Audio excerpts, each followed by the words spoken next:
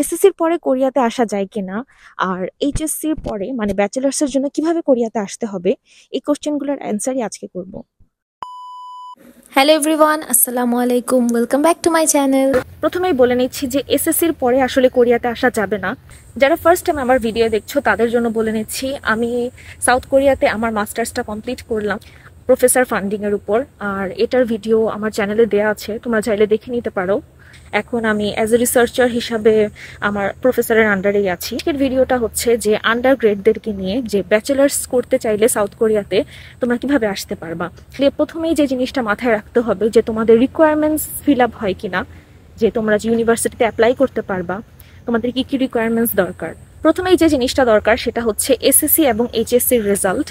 তোমাদের এসএসসি এবং এইচএসসিতে মিনিমাম করে 2.8 লাগবে, এটা ছাড়া তোমরা অ্যাপ্লাই করতে পারবা না। এখন এটা ইউনিভার্সিটি ওয়াইজ ভ্যারি করতে পারে, সেক্ষেত্রে তোমাদের যে ইউনিভার্সিটিতে তোমরা সাবজেক্ট ওয়াইজ অ্যাপ্লাই করতে চাও সেই ইউনিভার্সিটি ওয়েবসাইটে গিয়ে সেটা ঘাঁটতে হবে। অ্যাডমিশনের জন্য যে আরেকটা জিনিস লাগবে সেটা হচ্ছে আইএলটিএস এর রেজাল্ট। মেইনলি এই দুইটা জিনিসের উপরেই অ্যাডমিশনটা মানে তুমি অ্যাপ্লাই করতে পারবা কিনা সেটা ডিপেন্ড করে। এসএসসি এবং HSC result plus IELTS. Apply করতে চাইলে আইএলটিএস এ মিনিমাম কত স্কোর লাগবে? এখন মিনিমাম লাগবে 5.5, মিনিমাম 5.5 না হলে তোমরা অ্যাপ্লাই করতে পারবা না। এখন এই ক্ষেত্রেও এটা ইউনিভার্সিটি ওয়াইজ ভ্যারি করে। এখন ব্যাচেলার্সে যদি স্কলারশিপের কথা বলি, ব্যাচেলার্সে শুধুমাত্র স্কলারশিপ বলতে সেটা হচ্ছে যে ইউনিভার্সিটি স্কলারশিপগুলো পেতে পারো। ইউনিভার্সিটি স্কলারশিপের জন্য তোমাদের রিকোয়ারমেন্ট যতটুকু ফিল আপ করতে হয় তার থেকে অবশ্যই ভালো পজিশনে থাকা লাগবে। এখন ধরো তোমার রিকোয়ারমেন্ট ফিল আপ হয়ে গেল আর তুমি এখন অ্যাপ্লাইও করতে পারবা। তাই অ্যাপ্লাই করার জন্য কোরিয়াতে দুইটা ইনটেক, একটা হচ্ছে ফল ইনটেক, একটা হচ্ছে স্প্রিং ইনটেক। এখন বলি টিউশন ফির কথা। কোরিয়াতে হচ্ছে পাবলিক এবং প্রাইভেট দুই ধরনের ইউনিভার্সিটি আছে এবং দুই ধরনের ইউনিভার্সিটিতে দুই ধরনের স্কলারশিপ আর টিউশন ফি। পাবলিকের কথা বলি, সেটাতে হচ্ছে 2 থেকে 3 লাখ টাকার মতন বাংলা টাকায়। আর যদি প্রাইভেট ইউনিভার্সিটির কথা বলি সেটার ক্ষেত্রে বেশি হবে টিউশন ফি, 5 থেকে 7 লাখ টাকার মতন। কিন্তু এরপরেও দেখা যাচ্ছে যে তুমি পাবলিক রেখে প্রাইভেট ইউনিভার্সিটিতে কেন আসে স্টুডেন্টরা। এক জিনিস হচ্ছে যে পাবলিক ইউনিভার্সিটিগুলো অনেক বেশি কম্পিটিটিভ হয়। আরেকটা জিনিস হচ্ছে যে স্কলারশিপগুলো মেইনলি অ্যাভেলেবেল হয় প্রাইভেট ইউনিভার্সিটিগুলোতে। আর প্রাইভেট ইউনিভার্সিটিগুলোতে স্কলারশিপগুলো কভার করার পরে দেখা যায় যে টিউশন ফির পরিমাণটা ওই পাবলিকের মতনই হয়ে যায়, মানে ওই 3 লাখ টাকার মতন। কোনো কোনো ইউনিভার্সিটিতে এই স্কলারশিপটা ডিপেন্ড করে আইএলটিএস এর উপর। যেমন আইএলটিএস এ যদি 6.5 অথবা মোর থাকে, মানে মেইনলি যদি 6.5ও থাকে তাহলেও দেখা যায় যে রেজাল্টের উপর ভ্যারি করে স্টুডেন্টরা 70 to 80% স্কলারশিপ পেয়ে থাকে। আর আমি বারবার ল্যাঙ্গুয়েজ টেস্ট আইএলটিএস এর কথা বলছি কারণ মেইনলি এটাই দেওয়া হয়, কিন্তু এগুলো ল্যাঙ্গুয়েজ টেস্টের কথা বলা আছে, তো আমি এখানে জাস্ট আইএলটিএসটার কথা বললাম কারণ মেইনলি আমরা সবসময় দেখা যায় আইএলটিএসটাই দেই। তোমরা চাইলে টপিকও দিতে পারো, আর এই টপিকের উপরও স্কলারশিপ ডিপেন্ড করে, কিন্তু টপিকেরও মিনিমাম রিকোয়ারমেন্ট হচ্ছে 3, আর এর থেকে উপরে গেলে অবশ্যই এটার স্কলারশিপ ভালো পাওয়া যাবে। যেহেতু স্কলারশিপগুলো ডিপেন্ড করতেছে রেজাল্টের উপর প্লাস আইএলটিএস এর উপর, তাই যেটা ফোকাস করতে হবে সেটা হচ্ছে আইএলটিএস এর উপর ফোকাস করতে হবে।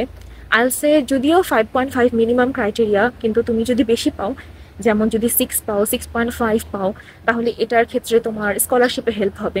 নর্মালি তুমি অ্যাডমিশন নিতে চাও কোরিয়ান ইউনিভার্সিটিতে, সেক্ষেত্রে তোমার আইএলটিএস এর রিকোয়ারমেন্ট মিনিমাম 5.5। তো বেসিক রিকোয়ারমেন্টের মধ্যে আরেকটা জিনিস যেটা প্রথম থেকেই মাথায় রাখতে হবে সেটা হচ্ছে ব্যাংক স্টেটমেন্ট। ব্যাংক স্টেটমেন্টটা যেহেতু অনেক বেশি টাকার, সেটা অবশ্যই তাই মাথায় রাখতে হবে। ব্যাংক স্টেটমেন্টটা হচ্ছে $18,000, যেটা বাংলা টাকার 19 অথবা 20 লাখ টাকার মতন হতে পারে। তোমরা সার্চ দিয়ে দেখবা যে $18,000 ইকুয়ালস টু কত, কারণ এটা ডিফারেন্ট টাইমে এটার ভ্যারি করতে পারে। এখন এই ব্যাংক স্টেটমেন্টটা এমন কারো দেখাতে হবে যে ব্লাড রিলেটেড, যে নিজের ব্লাড রিলেটেড, যেমন মায়ের, বাবার অথবা তোমার নিজের। কিন্তু আমি সাজেস্ট করব নিজের না দেখানোই ভালো, কারণ তুমি স্টুডেন্ট মানুষ, তুমি মানে এইচএসসি কমপ্লিট করলা, তো এই ক্ষেত্রে তোমার এতগুলো টাকা তোমার কিভাবে করে আসবে সেটাও একটা কোশ্চেন। এখন এই ব্যাংক স্টেটমেন্টটা তোমার সবচেয়ে বেটার হয় মা অথবা বাবার দেখানোর। যদি সেটা সম্ভব না হয়, এক্ষেত্রে তোমরা অন্য কারো হেল্প নিতে পারবা কিনা এই সম্পর্কে আসলে আমার ধারণা নাই, তোমরা এই সম্পর্কে ভালো করে জেনে নিবা। আর ব্যাংক স্টেটমেন্টটা মিনিমাম 3 মান্থসের, মানে 3 মান্থস থেকে ওই টাকাটা ওরকমই থাকতে হবে। আর এটা কোনো ফিক্সড ডিপোজিট থাকা যাবে না। আমি সাজেস্ট করব যে তোমরা অনেক আগে থেকেই সেই প্রিপারেশনটা নিবা টাকা জমানোর। এর সাথে সাথে আরেকটা জিনিসের প্রিপারেশন নেওয়া লাগবে, সেটা হচ্ছে ডকুমেন্ট অ্যাটেস্টেশন। তো ফার্স্টে তোমার ডকুমেন্টসগুলো, তোমার এসএসসি এবং এইচএসসি ট্রান্সক্রিপ্ট এবং সার্টিফিকেট, এটা প্রথমে তোমাদের এডুকেশন বোর্ড, তারপর এডুকেশন মিনিস্ট্রি, তারপরে হলো ফরেন মিনিস্ট্রি, এটার থেকে অ্যাটেস্টেশন করা লাগবে। তারপরে তোমার নোটারি করা লাগবে। নোটারি করার পরে তোমার কোরিয়ান যে এম্বাসি আছে বাংলাদেশে, কোরিয়ান এম্বাসি থেকে তোমার অ্যাটেস্টেশন করা লাগবে। তোমার এটা মাথায় রাখতে হবে যে কোরিয়ান এম্বাসি থেকে যদি অ্যাটেস্টেশন করা না থাকে, তাহলে কোনো কাগজপত্রই কোরিয়াতে যেটা তুমি ডিএইচএল করবা সেটা অ্যাকসেপ্টেড হবে না। আর এর আগে আমার বলে নেওয়া দরকার ছিল যে কোরিয়াতে তুমি যখন অ্যাপ্লাই করবা, সেক্ষেত্রে 2 ধরনের অ্যাপ্লাই হয়। একটা হচ্ছে অনলাইন অ্যাপ্লাই, একটা হচ্ছে তোমার ডিরেক্টলি ডকুমেন্টস পাঠাতে হয়। অনলাইন অ্যাপ্লিকেশনের একটা ডেট থাকে, ওই ডেডলাইনের মধ্যে অনলাইন অ্যাপ্লিকেশনটা ফিল আপ করতে হবে। তারপরে তোমার ডকুমেন্টসগুলা, এই যে প্রসেসটা বললাম অ্যাটেস্টেশনের, এটা কমপ্লিট করে তারপর ডিএইচএল করে দিতে হবে। মানে ডিএইচএল এর মাধ্যমেই মেনলি অনেক দ্রুত আসে। যে কোশ্চেনটা সবচেয়ে বেশি হয় যে আমি কি জব করে টিউশন ফিটা কভার করতে পারবো কিনা, সেটা হচ্ছে হ্যাঁ, জব করে তুমি টিউশন ফিটা কভার করতে পারবা। এটা আসলে তোমার উপর ডিপেন্ড করে। ইভেন অনেকে আছে যে বাসায়ও টাকা পাঠাতে পারে। পার্ট টাইম জবের ক্ষেত্রে যেরকম হয় যে কাজ করার পারমিশনটা কেমন থাকে, এটা অনেকে জানতে চায়। যেমন উইকডেজ আর উইকেন্ড অনুযায়ী ভাগ করা থাকে। যেমন কেউ যদি চায় উইকেন্ডে সে আনলিমিটেড কাজ করতে পারবে, কিন্তু উইকডেজে কাজ করার পারমিশন থাকে আমার যতটুকু জানি আমি 18 থেকে 20 ঘন্টার মতন। আমি এক্স্যাক্টলি বলতে পারবো না এ বিষয়ে, যেহেতু আমার সেরকম নলেজ নেই। যদি ঘন্টায় হিসাবে কাজের হিসাবটা বলে থাকি, সেক্ষেত্রে কোরিয়ান ল অনুযায়ী কেউ যদি 1 ঘন্টা কাজ করে, সে বাংলা টাকার 800 থেকে 1000 টাকার মতন পাবে। উইকডেজে তো ক্লাস থাকবে, তো ক্লাস করে তারপরে কাজে যেতে হয়। আর উইকেন্ডে আনলিমিটেড কাজ করা যায়। এক্ষেত্রে কেউ যদি খুব বেশি ডিটারমাইন্ড থাকে আর সে কঠোর পরিশ্রম করতে পারে, সেক্ষেত্রে সে মান্থলি হিসাবে বলি, মান্থলি দেখা যাবে বাংলা টাকার 1 লাখ টাকার মতন ইনকাম করা যায়। এর থেকে অবশ্যই বেশি, কিন্তু মিনিমাম হলেও 1 লাখ টাকার মতন ইনকাম হয়। এই টাকা দিয়ে আসলে টিউশন ফি কভার করা যায়। আর কোরিয়াতে তুমি যদি চাও তাহলে 안녕하세요. 뭘 찍느라 그래? 네. 사진 찍는데? 사진. 아유. 안녕하세요.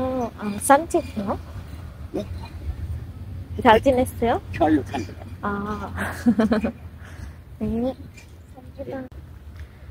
এখন যদি কোরিয়াতে মান্থলি এক্সপেন্স নিয়ে বলি যে মাসে কতটুকু খরচ হবে, ক্ষেত্রে আসলে মান্থলি এক্সপেন্স এক একজনের ক্ষেত্রে ডিফার করে। 70 থেকে 80 হাজার এই টাকার মধ্যে হতে পারে। আর এটা আসলে 2% ভ্যারি করবে, যেটা কারো ক্ষেত্রে দেখা যাবে যে এটা কিছু কিছু মাসে বেশি লাগতে পারে। এটা নিয়ে আমার একটা ভিডিও আছে, যেটা তোমরা আমার চ্যানেলে চাইলে দেখতে পারো। আর আমি ওই ভিডিওটা এখানে মেনশন করে দিচ্ছি, তোমরা চাইলে ওটা দেখে নিবা। তাই এইচএস এর পরে কিভাবে ব্যাচেলার্সের জন্য কোরিয়াতে আসতে পারবা, আমি ইন জেনারেল একটা আইডিয়া তোমাদেরকে দিলাম। প্রত্যেকটা ইউনিভার্সিটি, তোমাদের সাবজেক্ট ওয়াইজ ইউনিভার্সিটিগুলা ঘাটবা, প্লাস ওগুলাতে নোট করবা, আর পরে তুমি ডিসাইড করবা যে তুমি কিভাবে অ্যাপ্লাই করবা। আর অনেকে আসতেছে এভাবে, মাথায় রাখতে হবে যে তোমার অবশ্যই এটার পিছনে উঠে পড়ে লেগে থাকতে হবে। তুমি যদি ডিটারমাইন্ড থাকো, তাহলে তুমি ধরো অবশ্যই আসতে পারবা। এখন যদি তোমাদেরকে আমি ইন সামারি বলি, তাহলে ধরো তোমার রিকোয়ারমেন্ট ফিল আপ হলো, তুমি অ্যাপ্লাই করলা, তোমার কাগজপত্র পাঠালা। যখনই তুমি ডকুমেন্টস পাঠাবা, তখনই তোমার ইউনিভার্সিটিতে যে ইন্টারন্যাশনাল অ্যাফেয়ার্সের যে একটা ইমেল থাকবে, ওটাতে তোমার ইমেল করে দিতে হবে যে আমি ডকুমেন্টস পাঠিয়েছি, এটা রিসিভ হয়েছে কিনা। বললো যে হ্যাঁ রিসিভ হয়েছে। তারপরে ইউনিভার্সিটি থেকে তোমাকে একটা টাইম দিবে যে এই টাইমের মধ্যে তোমার ব্যাংক স্টেটমেন্টটা দেখাতে হবে, মানে যে তুমি কোরিয়াতে এসে সার্ভাইভ করতে পারবা কিনা এটার। সব ঠিক থাকলে তোমাকে একটা ইমেইল দিবে ইন্টারভিউর জন্য। আর এছাড়াও দেখা যায় যে যদি কোনো রিকোয়ারমেন্ট ফিল আপ না থাকে, তখন ইমেল দিয়ে দিয়ে বারবার অনেক সময় জানতে চায় যে এই রিকোয়ারমেন্টটা নাই, এটা কি তুমি ফিল আপ করতে পারবা কিনা। তারপরে ধরো সব ঠিক হয়ে গেল, তারপরে কিছুদিন পরে তোমাকে একটা অফার লেটার দিবে, মানে সার্টিফিকেট দিবে, অ্যাডমিশন সার্টিফিকেট। আর তোমার এই সার্টিফিকেটটাই মেইনলি প্রয়োজন হবে তোমার ভিসার জন্য। তারপর কোরিয়ান এম্বাসি ইন বাংলাদেশ এটার ওয়েবসাইট থেকে D2 ভিসার যে রিকোয়ারমেন্টস লাগে সেটা দেখে নিবা। একটা জিনিস মাথায় রাখবা, যখন পর্যন্ত তুমি সেই জিনিসটা তোমার চোখে না দেখবা ততক্ষণ পর্যন্ত তুমি এটা বিলিভ করবা না। তুমি প্রত্যেকটা জিনিস ইউনিভার্সিটি ওয়াইজ সার্চ দিবা, প্লাস তোমার কি কি ডকুমেন্টস দরকার সেটার লিস্ট দেখবা, সে ওয়াইজ ফিল আপ করে তুমি যাবা ভিসার জন্য। আর ভিসা পেতে মেবি 7 to 10 ডেজের মতন লাগে, তাই তখন তুমি কোরিয়াতে আসতে পারবা। এখন কিছু কমেন্টসের রিপ্লাই দিয়ে নিব। ফার্স্টেই সরি বলে নিতেছি, আসলে আমার সব সময় সব কমেন্টস চোখে পড়ে না। কেউ আমাকে নাম নিতে বলো, তাহলে আমার সামনে পড়লে ওটা আমি অবশ্যই নেওয়ার ট্রাই করি। হ্যালো ফিদা, আলিফা সুলতানা আর আমিতা মুখার্জি আমিতা, তোমাদেরকে অনেক অনেক থ্যাঙ্কস এরকম সুন্দর সুন্দর কমেন্টস করার জন্য। আর এখানে আরেকজন কমেন্টস করেছে যে 4জন ফ্রেন্ডস মিলেই মেডিকেল পড়তে চায়, তারা একই সাথে একই ইউনিভার্সিটিতে পড়তে পারবে কিনা। এটা আসলে ডিপেন্ড করে যে তোমরা 4টা ফ্রেন্ড মিলেই যেখানে অ্যাপ্লাই করতেছো তোমাদের রিকোয়ারমেন্টসগুলো ফিল আপ হচ্ছে কিনা। আর ইউনিভার্সিটিতে ক্যান্ডিডেট সিলেকশনের ব্যাপারটা থাকবে ইন্ডিভিজুয়াল, তারা তো আর জানবে না যে তোমরা ফ্রেন্ডস, কিন্তু তোমরা ট্রাই করো যে 4জন মিলেই যেহেতু প্রিপারেশন নিতেছো যেন সব রিকোয়ারমেন্ট ফিল আপ হয়, কোনো সমস্যা না থাকে, এইভাবে ট্রাই করতে থাকো। আর যেহেতু তোমরা টপিক জানো, মানে কোরিয়ান ল্যাঙ্গুয়েজ জানো, এখন আমি জানি না যে তোমরা টপিক দিয়েছো কিনা, টপিক মানে কোরিয়ান ল্যাঙ্গুয়েজ টেস্টটা, যেহেতু তোমাদের কোরিয়ান ল্যাঙ্গুয়েজ জানা আছে তোমরা টপিক দিয়ে দাও, সেক্ষেত্রে তোমাদের স্কলারশিপ অথবা অন্যান্য ফ্যাসিলিটিস পাওয়ার সম্ভাবনাও বেশি। আসলে স্কলারশিপ পাওয়া পসিবল এটা তুমি জানতে চেয়েছো। এর সাথে জানতে চেয়েছো যে পার্ট টাইম জব করা যাবে কিনা। হ্যাঁ, করা যাবে। পার্ট টাইম জব করে আসলে টিউশন ফি কভার করা যাবে। আর পার্ট টাইম জবের স্টার্টিং স্যালারিটা এটা ডিপেন্ড করে তোমার কাজের উপরে, তুমি কয়েক ঘন্টা কাজ করতে পারবা সেটার উপরে। কিন্তু টাকার হিসাবটা আসলে এক্স্যাক্টলি বলা যাচ্ছে না, কিন্তু কেউ যদি হার্ড ওয়ার্ক করে সে চাইলে বাংলা টাকার 1 লাখ 1.5 লাখ এরকম টাকার মতো ইনকাম করতে পারে, যেটা দিয়ে টিউশন ফিও কভার করা যায় আর চাইলে বাসায়ও টাকা পাঠানো যায়। পার্ট টাইম জবের ক্ষেত্রে আরেকটা কথা বলবো যে পার্ট টাইম জবগুলা কিন্তু তুলনামূলক একটু কষ্টের হয়ে থাকে। যে অনেকেই দেখা যায় রেস্টুরেন্টে কাজ করে, আমার তেমন একটা এক্সপিরিয়েন্স নাই, কিন্তু আমার যারা সেম এজে আছে তাদের কাছ থেকে আমি বলতে পারবো যে তাদের অনেক বেশি হার্ড ওয়ার্ক করতে হয়। কোরিয়ান কাজগুলো আসলে দেখা যায় অনেক কষ্টেরও কাজ আছে, আবার ইজিও কাজ আছে। এটা আসলে জায়গা ভেদে ওরকম একটা ভালো কাজ পাওয়াটাও টাফ। যেমন আমার যে সিটি চুনচন, এখানে পার্ট টাইম জব আসলে ততটা অ্যাভেইলেবল না যেরকম অন্যান্য সিটিতে আছে। যেমন বুসানে কিন্তু অনেক বেশি পার্ট টাইম জব অ্যাভেইলেবল। আর এটাই হচ্ছে ফুল প্রসেস কিভাবে আসতে পারবা। এটা একটু জটিল লাগতে পারে কিন্তু তেমন জটিল না। তোমার প্রত্যেকটা স্টেপ ওয়াইজ যদি তুমি আগাতে থাকো তোমার জন্য জিনিসগুলো অনেক বেশি ক্লিয়ার হয়ে যাবে।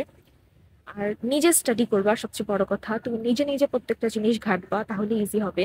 আর যখন যেখানে যে এটাতে আটকাও অথবা যেটার মনে হয় যে এই জিনিসটা আমি বুঝতেছি না, তখন আমাকে মেসেজ পাঠাতে পারো, মানে কমেন্টস করতে পারো, অথবা তুমি ফেসবুকে চাইলেও মেসেঞ্জারে আমাকে স্টাডি রিলেটেড কোনো কিছু জানতে চাইলে টেক্সট করতে পারো।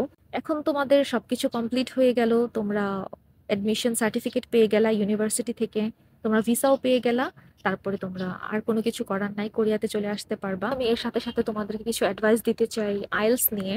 সেটা হচ্ছে আইএলস এর প্রিপারেশনটা তোমরা আগের থেকে নেওয়া শুরু করবা।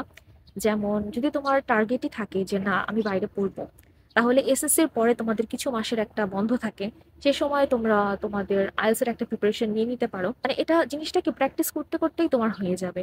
আমি যেহেতু বাংলা মিডিয়াম থেকে, আমার এই জিনিসটার প্রতি অনেক বেশি হার্ডওয়ার্ক করতে লেগেছে, কারণ ইংলিশে কথা বলতে পারা একরকম আর আইএলস এর প্রিপারেশন আরেক রকম। আইএলস এর 4টা মডিউলস থাকে, একটা হলো speaking, listening, writing are reading. এই 4টাতেই আসলে যদি তুমি ট্রিক্স ইউজ করো তাহলে তোমার ইজিলি ব্যান্ড স্কোর পেতে পারো। আর যে রিকোয়ারমেন্ট কোরিয়াতে দেওয়া 5.5, এটা যদি তোমরা একটু পরিমাণ হার্ডওয়ার্ক করো এতেই পেয়ে যাবা। আমি অ্যাডভাইস করবো যদি তোমরা নিজে নিজে পড়ে পরীক্ষা দিতে চাও সেক্ষেত্রে ইউটিউব চ্যানেল বেস্ট। তোমার ইউটিউবে প্রত্যেকটা মডিউলসের সলিউশন দেওয়া, আর প্রত্যেকটা জিনিস খুবই ব্রিফলি দেওয়া, তোমরা নিজে নিজেই পড়তে পারো, ভোকাবুলারিজ শিখতে পারো। আর আইএলটিএস এর ক্ষেত্রে দেখা যায় যে তুমি পুরানো বছরের যেগুলা বইগুলো আছে, ক্যামব্রিজ বুকগুলা, ক্যামব্রিজ বুক 1 2 মেবি এখন 18 19ও এসে পড়েছে, এগুলা সলভ করো, এতেই তোমার অনেক ভালো প্র্যাকটিস হয়ে যায়। এটা মেইনলি ডিপেন্ড করে প্র্যাকটিসের উপর আর ট্রিক্সের উপর। আইএলটিএস এর ক্ষেত্রে তোমাদের কি কি বই পড়লে ভালো, এটা আসলে আমি আমার বইগুলোর নাম ভুলে গিয়েছি, তো আমি সেই বইগুলোর একটা বইগুলোর নামগুলো তোমাদের কমেন্ট সেকশনে পিন করে দিব। এটা হয়তোবা যেদিন আপলোড করব সেদিন না, কিন্তু কিছুদিন পরে আমি পিন করে দিব কমেন্ট সেকশনে। যদি আমি না করে থাকি তোমরা আমাকে কমেন্টস করে জানিয়ে দিও যে এখনো পিন করা হয়নি। আর কোরিয়াতে স্টুডেন্টদের মান্থলি ইনকাম কত, এটা নিয়ে আসলে আমার একটা ইন ডিটেলস ভিডিও বানাতে হবে, এটা আমি আরেকটা ভিডিওতে তোমাদের সাথে আলোচনা করব। তাই ব্যাচেলার্স রিলেটেড যদি আর কোনো কোশ্চেন থাকে তাহলে তাহলে তোমরা নিঃসন্দেহে আমাকে করে ফেলতে পারো, আমি আমার টাইম ওয়াইজ এগুলো রিপ্লাই দিয়ে দিব। তাই আজকের ভিডিওটা এই পর্যন্তই ছিল। সো দেখাবো অন্য একটি ভিডিওতে। টিল দেন আল্লাহ হাফেজ, বাই বাই।